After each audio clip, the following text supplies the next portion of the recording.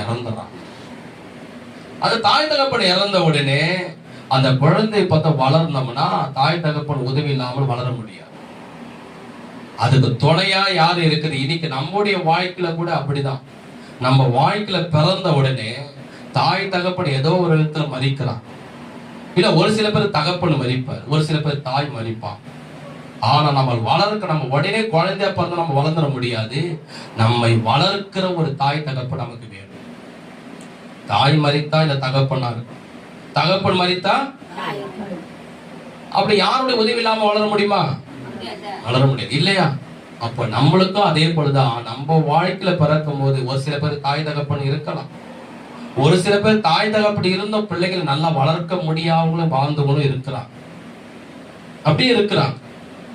ஆனா நம்மளை வளர்த்தது யாருன்றா வேதம் சொல்லுகிறது, இந்த மோர்தகாயை போல, இந்த மோர்தகாயை போல இருக்கிற பரிசுத்த ஆவியானவர் என்ன பண்றாரு? தகப்பன் என்ற சாடத்திலே உன்னை என்னை அவர் இந்த பூமியிலே வளர்த்திருக்கிறார். கைகளை கர்த்தரை மகிமைப்படுத்துவோமா? என்னுடைய வாழ்க்கையில் அப்படிதான். உங்களுக்கு அது எப்படியோ தெரியல, யூடியூப் சேனல் பாக்குறோம் அப்படின்னு. எனக்கு கிட்டத்தட்ட 1 வயசு 1.5 வயசு இருக்கும். 1 வயசு 1.5 வயசுல எங்க அப்பா இறந்தார். எங்க அப்பா இறந்த உடனே இன்னைக்கும் எங்க அப்பாவுடைய முகம் எனக்கு தெரியாது, உங்களுக்கு தெரியாது. அவரு என்னை வளர்க்கவும் இல்லை. 1 வயசு எங்க அக்கா சொல்லுவாங்க, எங்க பெரிய அக்கா தான் சொல்லுவாங்க, 1 வயசு 1.5 வயசு இருக்கும்போது உங்க அப்பா இறந்தார். அப்ப எனக்கு அப்பா வளர்க்கக்கூடிய தகப்பன் இல்லை.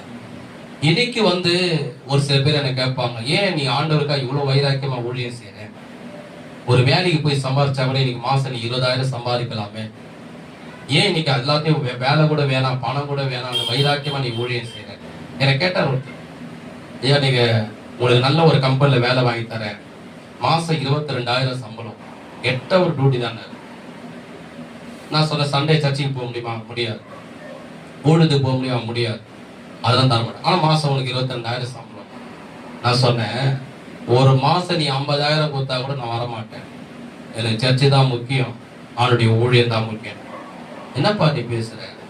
நீ எவ்வளவு கஷ்டப்படுற, வீட்டுல எவ்வளவு வருமானம் இருக்குது, எவ்வளவு கடன் பெற்று இருக்கிற, எவ்வளவு தேவை இருக்குது, நீ போய் இந்த இவ்வளவு பேர் நல்ல சம்பளத்தை போய் நீ வேணான்றி, நீ கவர்மெண்ட் வேலை கிடைச்சா கூட ஸ்டார்டிங்ல தான் கொடுப்பாங்க.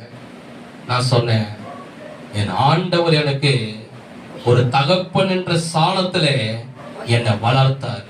இன்னைக்கு நான் வளர்ந்திருக்கிறேன், இன்னைக்கு நான் நல்லா இருக்கிறேன், இன்னைக்கு நான் வாழ்ந்திருக்கிறேன். அது காரணம் என்னை பெற்ற தகப்பன் அல்ல, என் இயேசு கிறிஸ்து எனக்கு தகப்பனா இருந்தாரு.